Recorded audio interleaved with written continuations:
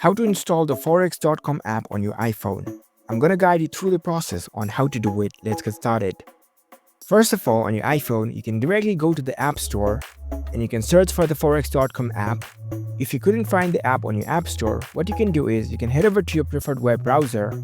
For now, I'm on my Android phone and I'll open up my browser. It's the same process on every phone. On your browser, search for Forex.com app, and if you scroll, you will see the link to the App Store. If you're on your Android phone, you will see this Google Play link.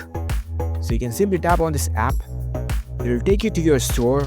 If you're using your iPhone, instead of this install button, you will see the get button. By simply tapping on it, you will be installing this app on your iPhone. So tap on the button. The download process now has started. It might take few moments depending on your internet connection speed. After the app is installed on your phone, you will see this open button. From here, you can directly launch this app. If you tap on open, it will open up the app.